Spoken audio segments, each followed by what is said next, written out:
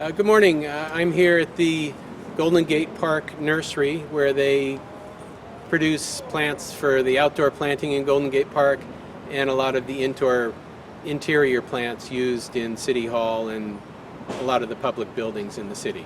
I'm looking for Thomas and, oh, there's Jake. Thomas should be here somewhere. But today we'll show you these greenhouses and what they're producing and the different, the advantage here is they have 3 or 4 different types of greenhouses, all in the same location, which is a good experience for us to see. Thomas, you ready to go? Okay. They have a number of different types of greenhouses. The one behind me is sort of your traditional California glass greenhouse, very similar to the ones at City College. They're 30 feet wide and 80 feet long, of glass and aluminum construction. And you can, if you notice, they've been heavily whitewashed, which is the painting material that provides shading for the greenhouses.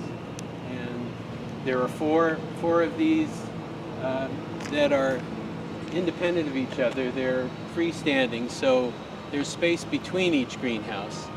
And that creates some autonomy, but at the same time, it increases the heating costs significantly because you have heat loss on the sidewalls of the greenhouses. And then over to my right, Thomas can pan over a bit. These are 2 Dutch greenhouses that you can see that they are connected.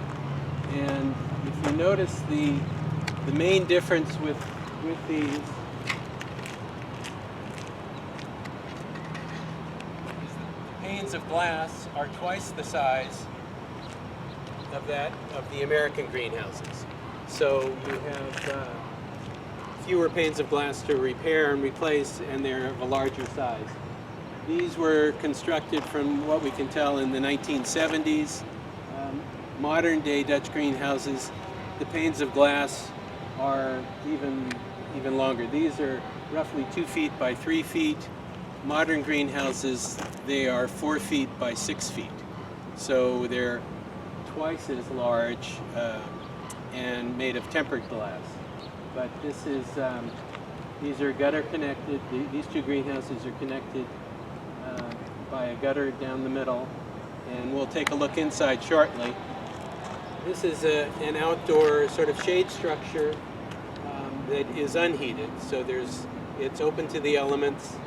It's what they call a sawtooth construction, so the roofs are angled somewhat like a saw blade, and at the opening that releases any heat buildup, so you have slightly warmer and protected environment from the outside, but the same temperature that you would have at nighttime.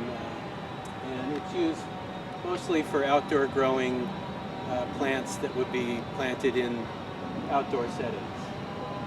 It's constructed of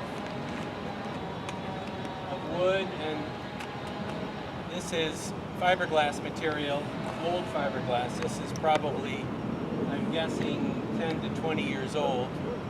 And then on top you have polycarbonate, which is a plastic material. And you can notice the difference over time. Fiberglass will change dramatically and allow virtually no light through, whereas polycarbonate stays nice and clear and is not affected by the degradation of the sun ultraviolet rays. Here we have a brand new outdoor structure here at the nursery, and it's made from pressure-treated Douglas fir, and the outer coating is twin-wall polycarbonate. So it has 2 flat layers of polycarbonate, and then in between there's a zigzag ridging that gives it very, sort of stabilizes it and gives it strength. And so they've applied that to the sidewalls as well as the roof. And it comes, you can see it comes in 4-foot wide panels purchase it at any desired plant that you might have. And it's relatively easy to install. It has a good shelf life, greenhouse life. One of the drawbacks of using this twin wall polycarbonate is the spacing between the twin wall. There's an air gap, and unless it's sealed properly at the top and the bottom, moisture will get inside, and eventually algae will grow, and then you lower the light transmission is reduced. So it's very important to seal these openings in the twin wall. We can come inside the structure here, and you can see the twin wall roof, and again you have pressure treated wood. This is a example of a greenhouse that you might build in your backyard using these materials.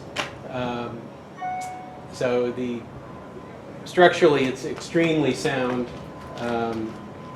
The director of the nursery was a former contractor, so it's built sort of to contractor specifications.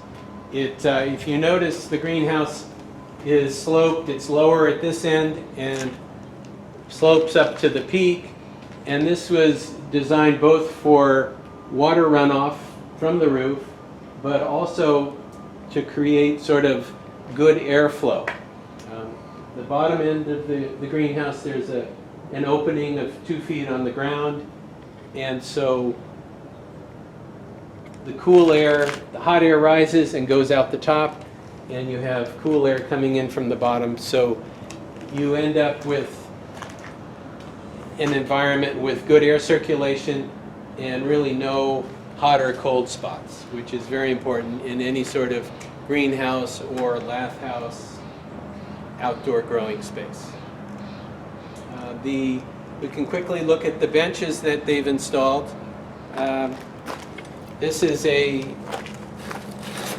wood construction bench, but this is a newer material. It's a plastic bench top that is very easy to use, sort of in a modular system called DuraBench. They come in 2 foot by 8 foot panels, and you just pop them in, and they're easily taken out as well. And I have these at my nursery, and they work quite well. It creates a very clean surface for growing plants. It's a smooth surface, so you can slide flats quite easily. It just makes greenhouse operations much easier as opposed to older wooden benches or some of the galvanized metal top benches.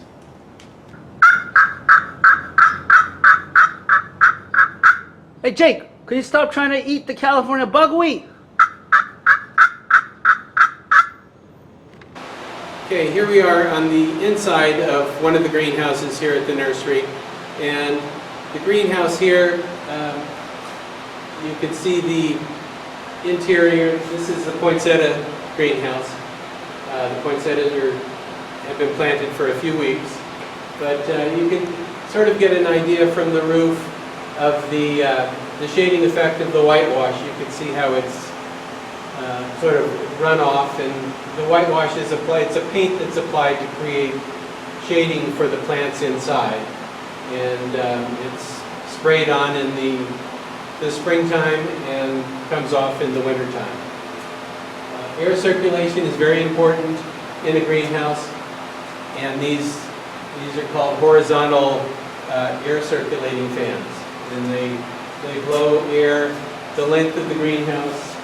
And the proper way to install them is to have one fan here in the front blowing in this direction, and then at the end of the greenhouse we have the second fan blowing back this way.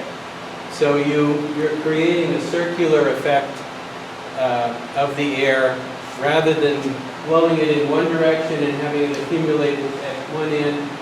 You're creating good air circulation, and that in turn keeps the greenhouse temperature's relatively even. You don't have hot spots, cold spots. And it also prevents a lot of fungal and bacterial disease or spider mites, insects that really thrive in conditions where there's no air movement. If the air is very stale, you encounter pest problems that you wouldn't have with good air circulation. The poinsettias here have been planted about 2 or 3 weeks, and they've already been pinched. We'll show you the ones from City College. These are about 2 weeks ahead of the crop at City College. So they've been planted and are about 3 weeks old. This greenhouse is equipped with rolling benches as opposed to stationary benches, and you can, with one hand, very easily roll the bench to create a maximum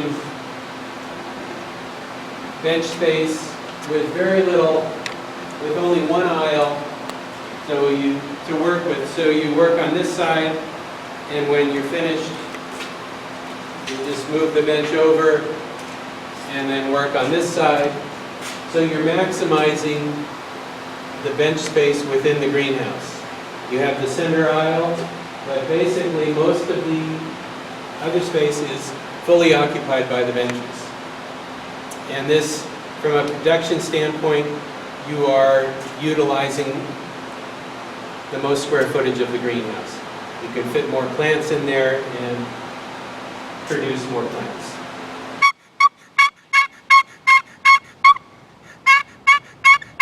Hey Jake, what are you doing in the flower beds, man? Those aren't for you. One unique aspect of the greenhouses here at the nursery is that their heating system is, they utilize a biotherm heat system, which underneath the plants are sitting on this plastic mesh, and underneath the pots is this rubber tubing, and this is the biotherm heat.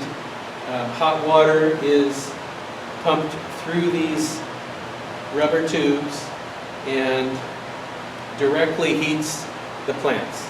It heats both the air around the bottom of the pots when they're spaced out, and heats the bottom of the pots so you have heat around the root zone.